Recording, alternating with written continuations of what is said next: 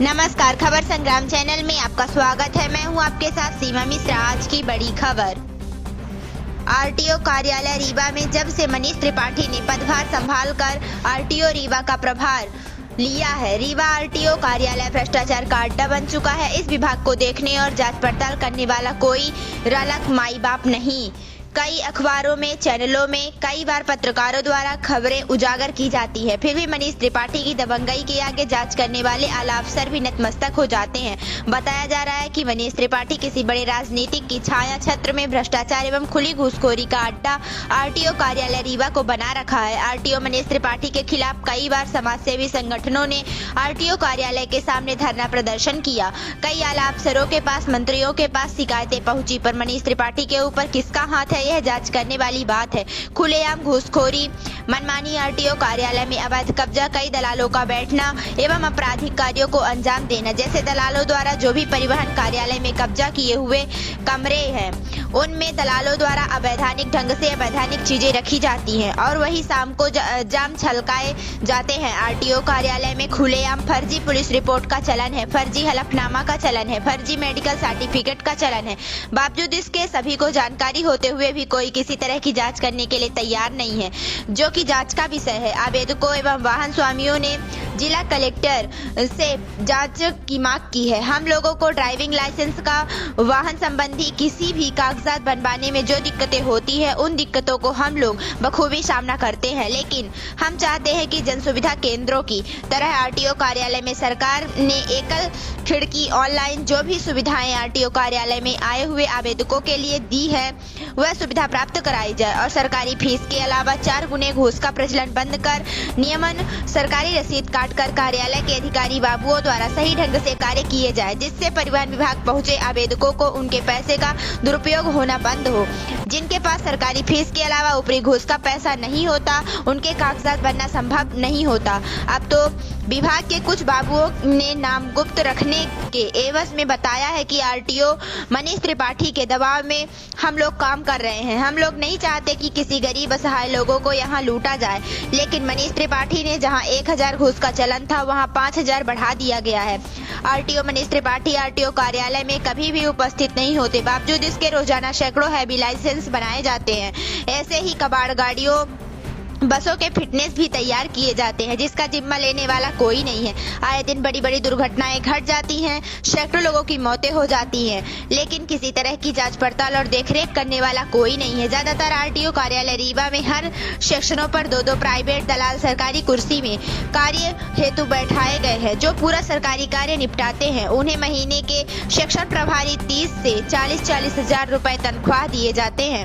यह पैसा उन्हें कैसे मिलता है, यह भी जांच का विषय है। हम बता दें कि हैवी लाइसेंस में लगने वाले एसपी ऑफिस के police report RTO Manish Tripathi के खास दलाल द्वारा खुद बनाकर हैवी लाइसेंस बनाए जा रहे हैं, जिस पर सेक्शन प्रभारियों ने जांच कर 70 फर्जी पुलिस रिपोर्ट पकड़ा है। वही सैकड़ों फर्जी मेडिकल सर्टिफिकेट भी पकड़े हैं। फिर भी मनीष त्रिपाठी के दबाव में फर्जी पुलिस रिपोर्टों एवं फर्जी मेडिकलों को छुपाया गया है। रीवा से दिलीप तिवारी की रिपोर्ट। धन्यवाद। जब से बनी हुई है, पीछे गाड़ी टेस्ट लेने के लिए बनाया गया था, लेकिन आज तक कभी भी चालू नहीं हुआ। चालू क्यों होगा? क्योंकि आरटीओ साहब स्वयं भ्रष्टाचार में लिप्त हैं। बिना भ्रष्टाचार, बिना रुपया लिए कोई काम नहीं करते हैं। दिन में आते नहीं है, लड़कियों से लूटते हैं, महिलाओं से लूटते हैं।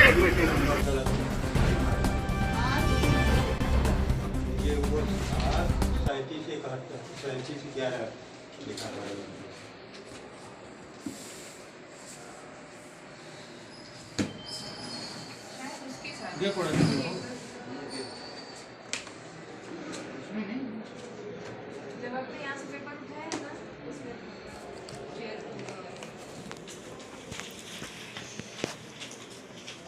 तो मैंने कहा है कि उससे दरबार लीजिए, पेपर निकाल दीजिए। 37-11 दिखाना है, 37-11 दिखाना है।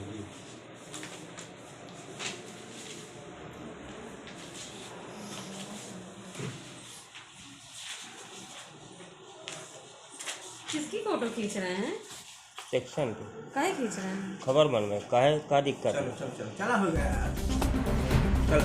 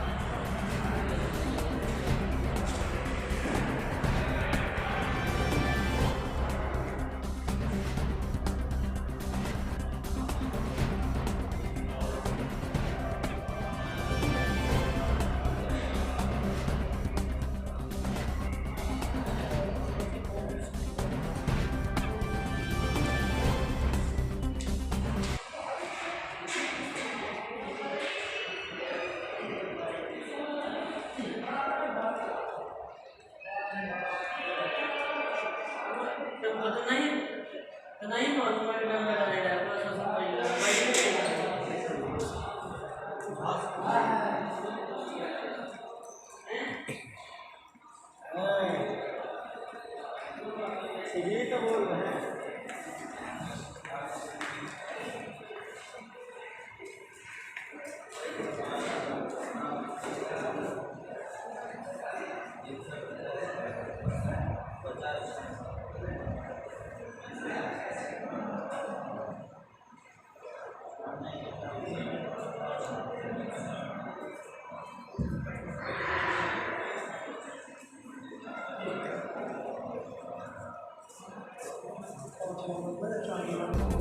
या काफी